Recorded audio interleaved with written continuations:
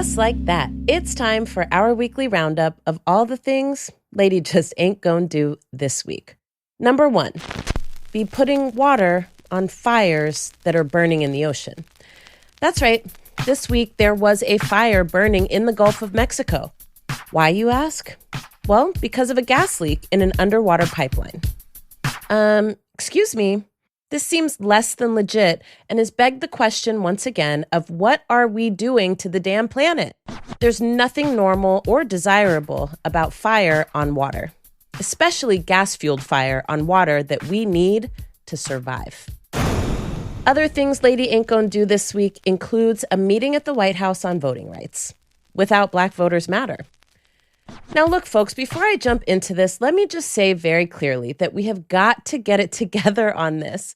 And my comments here are not meant to disparage in any way the meeting that just happened. But I do have a question. What is the strategy to win?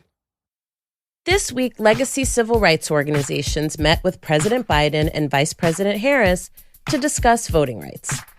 Now, on the one hand, we love to see it.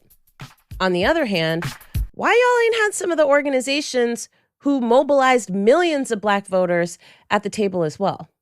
Lady has it on good authority that not only were groups like Black Voters Matter not invited to the meeting, but then they got like a day before invitation to Vice President Harris's big speech on voting rights, which really amounted to a push to get people to vote as opposed to a push to protect people's right to vote.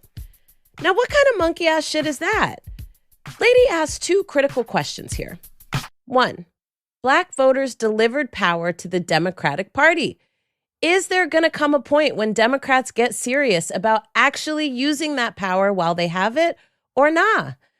And 2, on the movement side of the house, to get better, we got to do better. I believe in lanes and I believe in division of labor, but I also believe in coalitions and united fronts.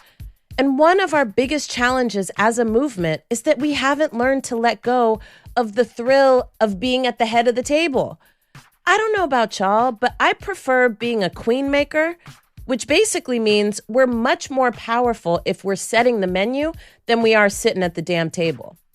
It's an error to say things like, well, we're going to engage millennial groups later. Nah, son. Millennial groups are who provided the space for y'all to be sitting at that table, in the sense that millennials created the current political conditions for these conversations to even be pressing for this administration to have. And frankly, having these groups at the table would bring some pressure that they don't really feel right now, even with y'all sitting at the table with them. So with all due respect and so much love, y'all, we got to do it differently this time. And that shit was not it. Other things we ain't gonna do this week is close our eyes to the impacts and effects of colonial interventions. Now, this week, the president of Haiti was murdered, reportedly by assassins from Colombia, alongside 2 Americans who say they were hired as translators for the job. His wife was also badly injured, but is said to be out of the woods now. Now, I need a little bit more time to get somebody to break this all down for me because Haiti has a long, rich political history, but what I can say about this is that it don't smell right. And at the end of the day, superpowers like the United States and France have been working overtime to destabilize this nation for decades in the interest of pursuing its own interests and installing friendly governments there. Lady needs to do more research on the topic, but rest assured we are going to be back next week with some more news you can use about what is happening in Haiti and why. Now, here's what we want more of this week, though. Number 1, and the only thing that made the list this week, is Black women naming and claiming their worth. Now, Hannah Nicole Jones, Pulitzer Prize-winning journalist and curator of the 1619 Project, was finally offered tenure by the University of North Carolina, which had previously declined to give her that tenure because of some old white man donor who was scared about how much truth sis was telling. But get this, she turned the offer down, and then she went to Howard University, got her a tenured position, and then went on and started a school for journalism with Ta-Nehisi Coates. Okay. Now let me tell you how much of a boss-ass move that whole thing was. First of all, she persisted, and she secured the bag. Not just the money, honey, but the win. Second of all, she knew her worth. Now, I want to be clear. She's a boss, but she's not a superhero.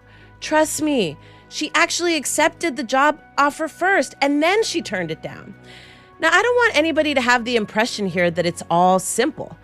It's not simple. It's a struggle to stand up for what you believe in and to not take less than what you're worth.